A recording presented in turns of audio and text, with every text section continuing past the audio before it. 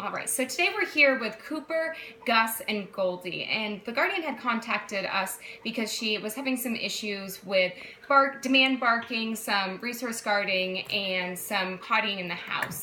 When I first got here, the dogs had demonstrated some of their door manner issues by jumping up at me, and then also I noticed that there was some free feeding and the dogs were doing some demand barking. So what that kind of led to is the dogs thinking that they were in a leadership position in the house. So right now they're happily chewing on some bully sticks, so they're preoccupied at the moment.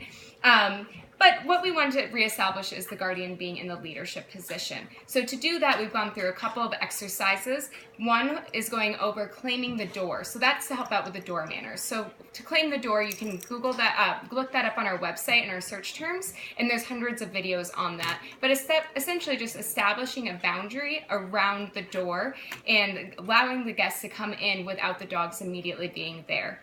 Now, as suggestions, since the guardian has two areas where the dogs could access that door entry, is to put a baby gate or some other type of barrier up on one side so the dogs cannot cross through in any direction that they want to cross through, and it'll really help when first establishing this barrier.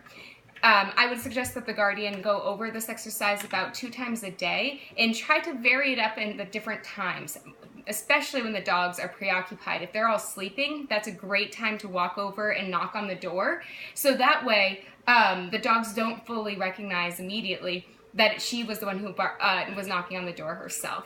The other thing is to actually ask guests that are coming over if they would be willing to participate, and it might take a moment for her to open the door and to just kind of bear with her so she can work on this claiming the door exercise and really teach the dogs how to give space and really respect personal space for the guests as well.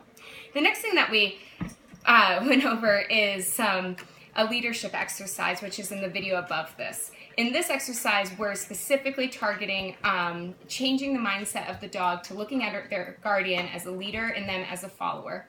I specifically recommend this for Kooper and Goldie, and not Gus, because Gus was having some issues because one eye he can't see out of at all, and the other one seems like he's having some visual issues. Since this is a primarily visual exercise, I wouldn't recommend doing this, but she will get a lot of, she will still accomplish this through working on claiming the door. But to work on this exercise with Kooper and Goldie 2 to 3 times a day, not to extend this over 3 minutes if necessary. Remember, you're claiming about a 2 to 3 foot radius around the treat, and then the dogs are not allowed to have the treat reward until given permission. The next thing that we covered was the structured eating. Now, we're going to start off by having Goldie eat first. She's the most well-behaved dog out of the dogs themselves, and we're actually changed the location. So we put the dogs feeding in a separate room that's near the door that they go outside. So the way this will work is first keeping all 3 dogs behind the barrier of this door, and then having 1 dog come in at a time. Each dog has a different word for the food that they're eating. So that word only means something to them. Once the dog is finished eating, then they can go outside. And then the next dog, and so on and so forth, for all 3 dogs to eat and respect each other's space. That's another way that the guardian will be making sure that she is taking care of and controlling the primary resource that's important to the dogs, which is the food itself. Before, they had a free feeding situation, which really gave up a lot of the control for the guardian and made listening to her optional.